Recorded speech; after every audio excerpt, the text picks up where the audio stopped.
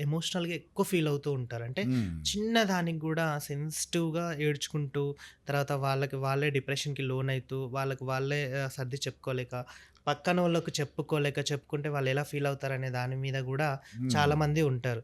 అలాంటి వారికి మీరిచ్చే సజెషన్స్ ఏంటి? చిన్న చిన్న సజెషన్‌లు నిజంగానే హ్మ్. అసలా అంటే తను టీచరు ఫర్ ఎగ్జాంపుల్ స్టూడెంట్స్ ఉన్నారనుకో, స్టూడెంట్స్‌కి ఎందుకు ఉత్తితంగా మార్కులు పోయినాయని, 95 మార్కులొచ్చినాయి, 5 మార్కులు పోయినాయని ఏడుస్తుంటారు.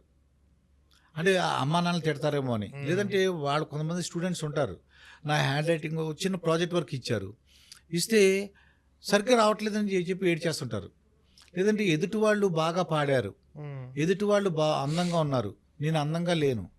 అని అంటే లేని దాని గురించి ఆలోచిస్తుంటారమ్మా. వీళ్ళకి ఏముందని ఆలోచించట్లా. హ్మ్. వీళ్ళకి ఉన్నదాన్ని మర్చిపోతున్నారు వీళ్ళు. వీళ్ళ అవతలోళ్ళకి లేనిది మా ఎవరో చెప్తారన్నమాట. ఆ ఇంటి ఎదురుండోళ్ళు అబ్బా! చూడు ఎంత హాయిగా ఉన్నారో అనుకుంటారు. కారుంది, ఇల్లుంది అనుకుంటారు. అసలు ఆళ్ళకి ఏం ప్రాబ్లమ్స్ ఉన్నాయి? ఏ ఆరోగ్య సమస్యలున్నాయో? ఎవరికి మా మా తెలుసు? ఫ్రెండ్ ఉన్నారు అతను. అతనికి నాకంటే ఇది డబ్బులెక్కువుండొచ్చు. 100,00,00,000 ఉండొచ్చు.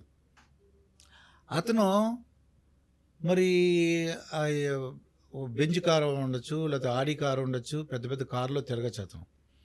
కానీ నాలాగా భోజనం చేయలేడు. హ్మ్. నాకు బీపీ లేదు, షుగర్ లేదు, ఏం లేదు.